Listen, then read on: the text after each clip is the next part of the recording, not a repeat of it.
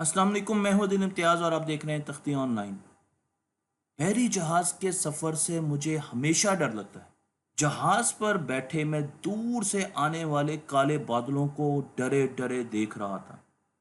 अचानक तूफान आ गया, बारिश शुरू हो गई और देखते ही देखते जहाज़ में आग लग गई।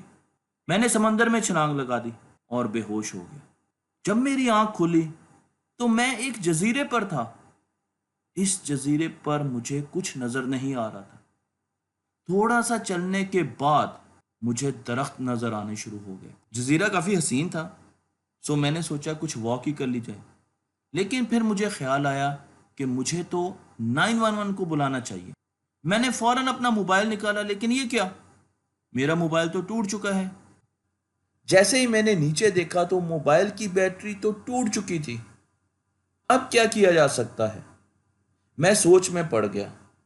मैंने वो तमाम किताबें याद करना शुरू कर दी जिसमें बैटरी बनाने के तरीके बताए जाते थे। क्या आप जानते हैं कि पहली बैटरी एक साइंसदान अलेजेंड्रो वोल्टा ने बनाई?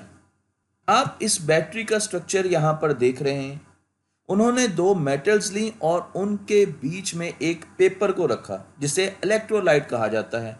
मेटल्स थी जिंक और कॉपर, और उनको सैंडविच कर करके एक बैटरी बनाई।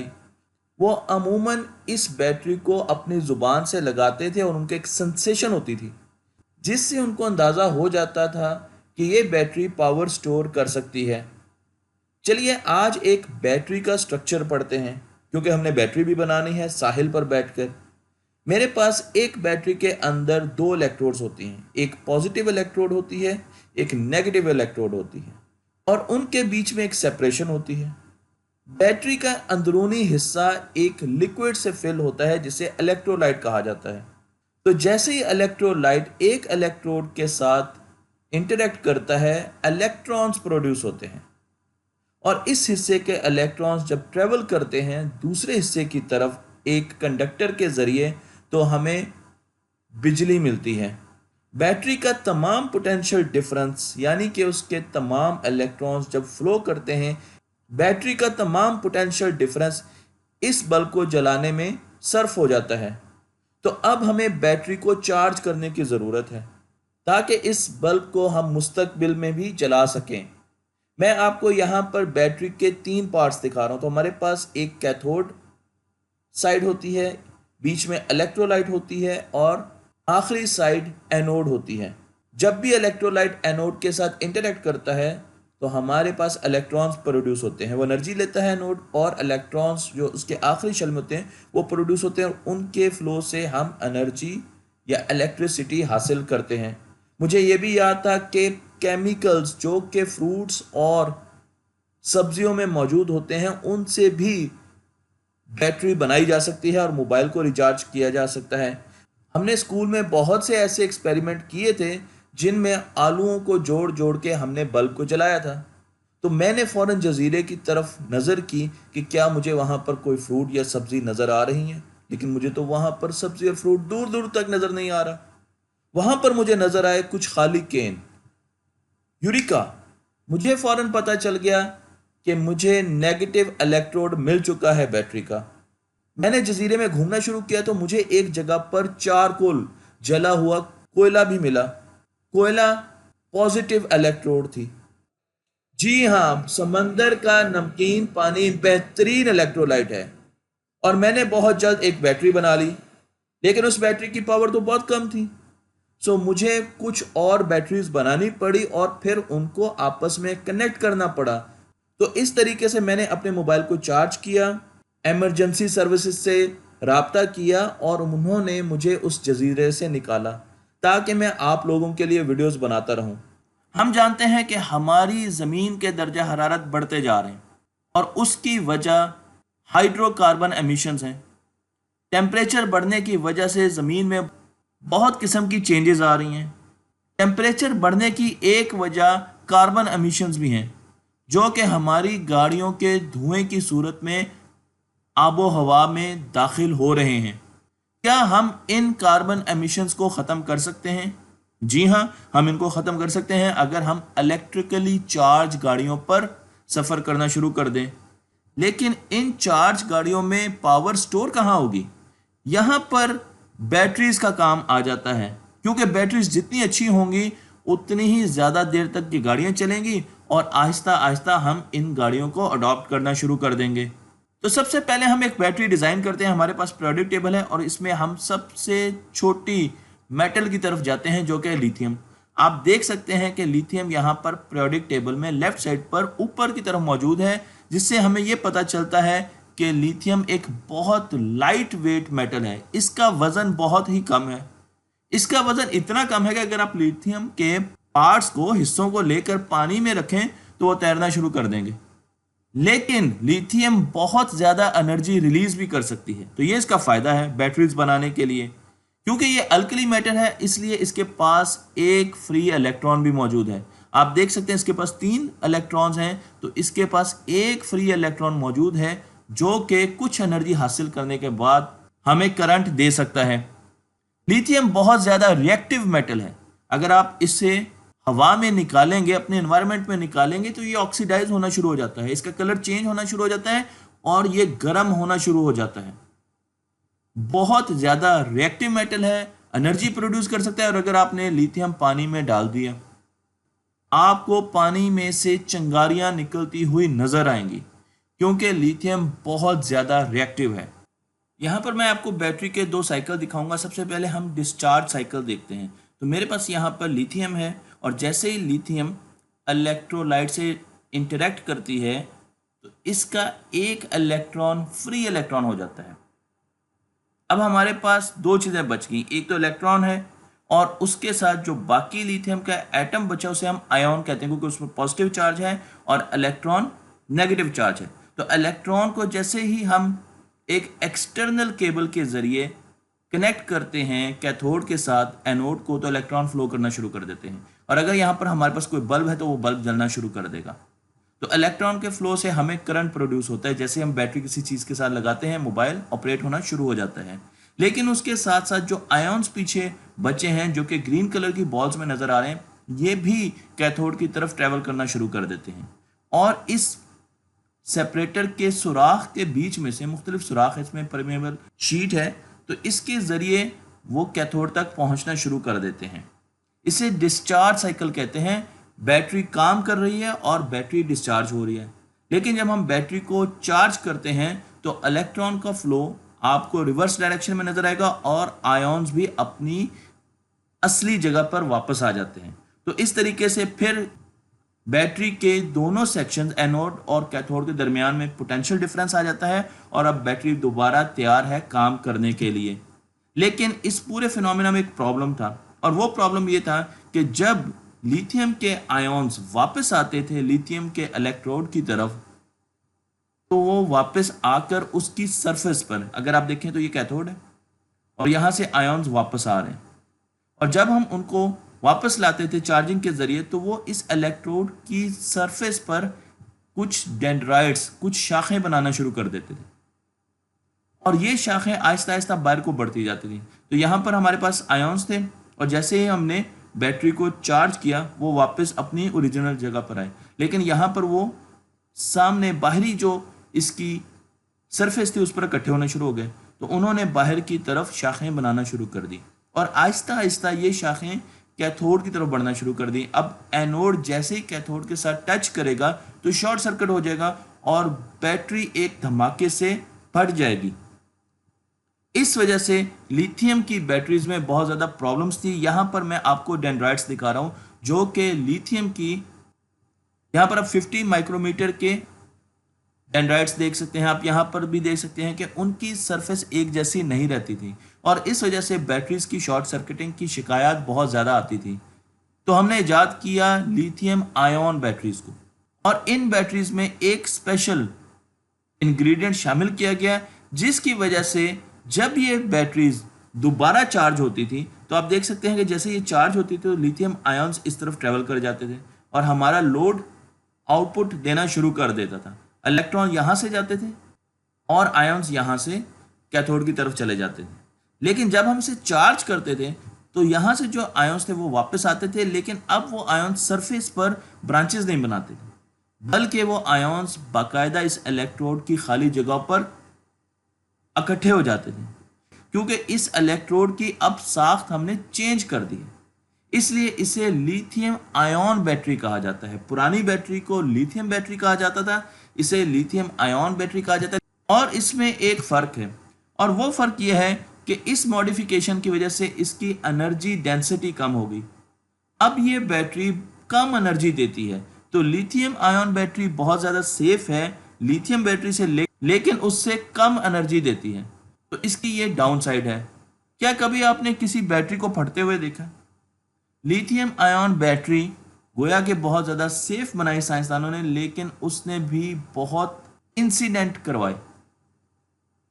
यहां तक कि कई जहाज लिथियम आयन बैटरी की वजह से क्रैश हुए। कई जहाज जिनमें लिथियम आयन बैटरीज जा रही थी, उनमें आग लगने की वजह से पूरा का पूरा जहाज तबाह हो गया। और ऐसी बहुत सी केस स्टडीज मौजूद हैं। आज हमारे कई डिवाइसेस में आपको लिथियम आयन बैटरीज नजर आएंगी, लेकिन ये उतनी सेफ नहीं है और एक्सप्लोड कर सकती हैं। तो चलिए हम एक लिथियम आयन बैटरी के अंदर देखते हैं। मैं एक सेल को अनरैप करता हूं, उसको खोलता हूं, तो मुझे उसके अंदर से 3 किस्म की रिबन्स नजर आएंगी। बड़ी रिबन्स नजर आएंगी जो कि आप बड़ी आसानी से देख सकते हैं कि उनमें एक रिबन है कैथोड का, एक रिबन है पेपर का यानी इलेक्ट्रोलाइट का, और एक रिबन है एनोड का। बिल्कुल वही तरीका जिस तरीके से वोल्टा ने अपनी बैटरी बनाई थी, हम लिथियम आयन बैटरीज को वैसे बना रहे हैं। दुनिया की एक बड़ी कार इंडस्ट्री जिसका नाम टेस्ला है, उसने सोचा कि क्योंकि उसने इलेक्ट्रिकल कार्स बनानी है तो उसने अपने सेल्स और अपनी बैटरीज बनानी है। सो उन्होंने दुनिया की सबसे बड़ी सेल बैटरीज बनाने वाली फैक्ट्री, जिसे टेस्ला गीगा फैक्ट्री कहते हैं, वो बनाई, जहां पर सिर्फ बैटरीज बनाई जा सकती हैं। और ये बैटरीज इस्तेमाल होती हैं फ्यूचर की आने वाली इलेक्ट्रिकल कार्स के लिए। तो मैं यहाँ पर आपको फ्यूचर की इलेक्ट्रिकल कार्स दिखा रहा हूँ। इसमें आप लिथियम आयन बैटरी देख सकते हैं जो कि AA सेल से थोड़ी सी बड़ी है। टेस्ला ने ये बैटरी अपनी गाड़ी के लिए बनाई है, जो कि उसकी गाड़ी के निचले हिस्से में रखी जाएंगी। आप देख सकते हैं कि यहाँ पर मुख्तलिफ मॉड्यूल्स है और हर मॉड्यूल में 444 आयन बैटरीज जो कि लिथियम आयन बैटरीज हैं वो इंस्टॉल होंगी। उसके बाद टेस्ला ने अपनी बैटरी का साइज बड़ा किया। तो पहले हम 1865 की बैटरी देखते हैं, इसे 1865 की बैटरी कहा जाता है। लेकिन फिर टेस्ला ने उससे निस्बतन बड़ी बैटरी बनाई जिसे 2070 की बैटरी कहा जाता है, और इस बैटरी की वजह से इसकी कॉस्ट भी कम हुई और इसकी एनर्जी एफिशिएंसी भी बढ़ी। मैं आपको यहाँ पे टेस्ला की कार दिखा रहा हूँ जिसमें आप इन बैटरीज के ऊपर बैठे होंगे और 8000 लिथियम आयन सेल्स आपके नीचे इस गाड़ी को चला रहे होंगे। तो एक सवाल पैदा होता है, और वो ये सवाल पैदा होता है कि किसी वजह से अगर इन बैटरी को शॉक मिलता है, वो मैकेनिकल एब्यूज़ की वजह से हो, यानी हम दोनों तरफ से उस बैटरी को पावर के साथ, प्रेशर के साथ स्क्वीज करें, या उसको ओवरचार्ज करें, इलेक्ट्रिकल अब्यूज़ करें उसके साथ, या उसको हीट अप करें, इन तीनों कंडीशंस में ये बैटरीज एक धमाके के साथ फटेंगी जिसे थर्मल रनअवे कहा जाता है, और एक एक्सप्लोजन होगा, स्मोक निकलेगी, फायर होगी। क्या आप देखना चाहेंगे ये फायर कैसी होगी? मैं यहां पर एक बैटरी को ओवरचार्ज कर रहा हूं, तो अब आप देखिएगा कि बहुत छोटी सी बैटरी है, इसका बिहेवियर देखिएगा।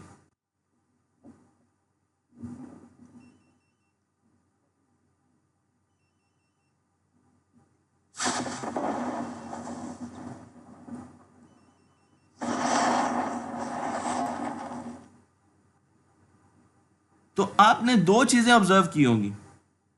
पहली चीज, आपने एक स्मोक निकलता हुआ, गैस निकलती हुई महसूस की होगी, और फिर उसके साथ ही फायर हो गया। ये भी एक बैटरी है जो आप देख रहे हैं। तो यहां पर मुख्तलिफ किस्म की बैटरीज आपको दिखाई जाती हैं। लेकिन सवाल यह है कि ये स्मोक कहां से आता है? आग तो बाद में लगती है। तो ये स्मोक या ये गैस कहां से जनरेट होती है?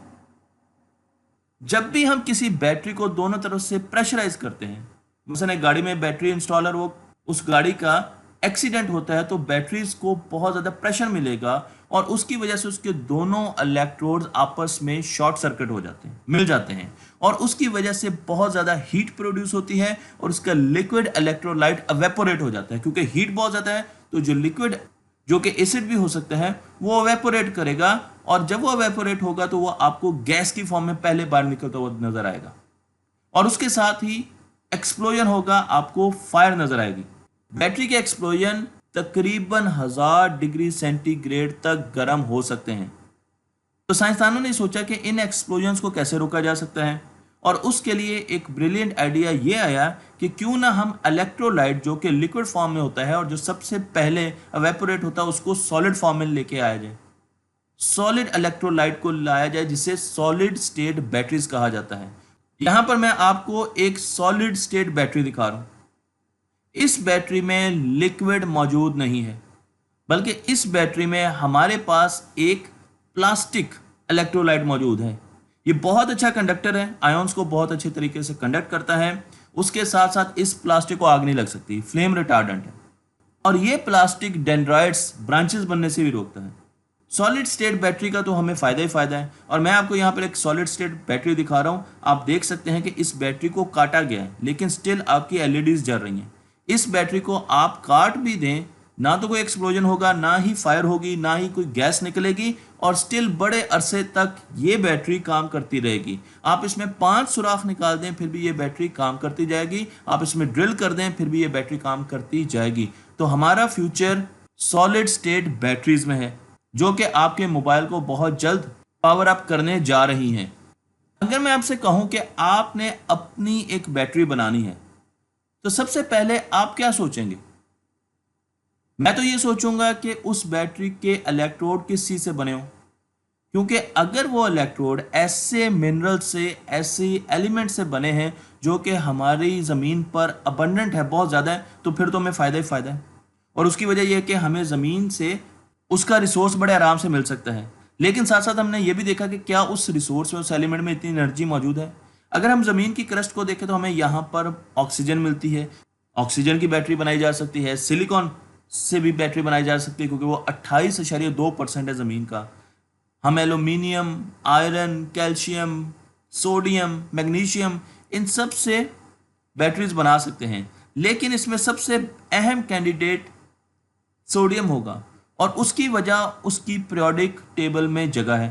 क्योंकि आप लिथियम से अगर नीचे देखें तो आपको सोडियम नजर आएगा। इसका मतलब यह है कि सोडियम मेटल भी है, अल्कली मेटल भी है, और इसके साथ इसके पास फ्री इलेक्ट्रॉन भी है, लेकिन इसका साइज बड़ा है। तो इस वजह से जो बैटरी सोडियम से बनेगी उनका साइज तो ज़रा बड़ा होगा, लेकिन उनको हम ऐसी एप्लीकेशंस में इस्तेमाल कर सकते हैं जहां पर हमें बड़ी बड़ी बैटरीज चाहिए। यहां पर मैं आपको एक सोडियम की बैटरी दिखा रहा हूं। इस बैटरी का एनोड सोडियम से बना है, कैथोड कार्बन से बना है, और इसमें जो इलेक्ट्रोलाइट है वो सोडियम सल्फेट का एक मिक्सचर है। इसलिए इसे सॉल्ट वाटर बैटरी भी कहा जाता है। सॉल्ट वाटर बैटरी का साइज बड़ा है, लेकिन इसके फायदे ये कि इसमें पानी यूज होता है। इलेक्ट्रोलाइट पानी है तो ये एक्सप्लोजन नहीं कर सकती, इसको आग नहीं लग सकती, इसका साइज बड़ा होगा, लेकिन ये सस्ती होगी, और इसे हमें बहुत कंट्रोल्ड एनवायरनमेंट में नहीं रखना पड़ेगा। मैं आपको बहुत सी ऐसी बैटरीज दिखा सकता हूं जो कि अब इंस्टॉल हो चुकी हैं और काम में भी हैं। 2010 में बिल गेट्स ने एक रिसर्च की, जिसमें उन्होंने बताया कि हमारी दुनिया की जितनी भी पावर प्रोडक्शन है उसका सिर्फ 10 मिनट हम बैटरीज पर, दुनिया की अगर तमाम बैटरीज को इकट्ठा किया जाए तो उनमें स्टोर कर सकते हैं। इसका मतलब यह है कि हमें बैटरीज ऐसी चाहिए जो कि बहुत ज़्यादा स्टोरेज की हामिल हो। इसके लिए हमने एक और बैटरी का डिज़ाइन किया है जिसे फ्लो बैटरी कहा जाता है। मैं आपको यहाँ पर फ्लो बैटरी दिखा रहा हूँ, और इसमें हमारे पास आप देख सकते हैं कि यहाँ पर पॉजिटिव इलेक्ट्रोलाइट है, यहाँ पर नेगेटिव इलेक्ट्रोलाइट है। तो ये दो इलेक्ट्रोड्स हैं, और उनके बीच में हमारे पास एक चैम्बर है जिसमें ये दोनों के दोनों इलेक्ट्रोलाइट, जिनको पंप प्रेशर के साथ आगे भेज रहे हैं, ये इंटरेक्ट करते हैं। इनके बीच में यहाँ पर हमारे पास एक सेपरेशन है, मेम्ब्रेन है, और इसके ज़रिए इनके आयन्स एक्सचेंज होते हैं। तो यहाँ से हमारे पास बिजली प्रोड्यूस होती है, और जिसे हम बाद में कन्वर्ट करते हैं। इस बैटरी का फ़ायदा यह है कि अगर एक्सटर्नल टैंक्स को हम बड़ा करते जाएंगे तो इस बैटरी की स्टोरेज कैपेसिटी बहुत बढ़ती जाएगी। ये ज़्यादा एनर्जी स्टोर कर सकेगी और ज़्यादा टाइम के लिए स्टोर कर सकेगी। हालांकि इसका प्रिंसिपल बिल्कुल वैसा ही है जैसे कि हम केमिकल बैटरीज को देखते रहे हैं, गोया कि ये भी एक केमिकल बैटरी ही है। तो मैं आपको यहाँ पर फ्लो बैटरीज दिखा रहा हूँ। आप देख सकते हैं कि यहाँ पर आपके पास कैथोड है, यहाँ पर आपके पास एनोड है, और इसके साथ हमारे पास पंप्स हैं, और बीच में हमारे पास ये चैम्बर है जहाँ पर दो छोटे छोटे चैम्बर्स हैं और उनके बीच में एक सेपरेशन है जिसमें आयॉन्स इंटरचेंज हो रहे हैं, और यहाँ से हम पावर को जनरेट कर रहे हैं और उस पावर को हम मुख्तलिफ काम में ला रहे हैं। इन बैटरीज का इस्तेमाल भी बहुत सी इंडस्ट्री में हो रहा है और इस वक्त ये बैटरीज इंस्टॉलेशन के मराहल से गुजर चुकी हैं, लेकिन इनमें अभी बहुत ज़्यादा इम्प्रूवमेंट की भी ज़रूरत है।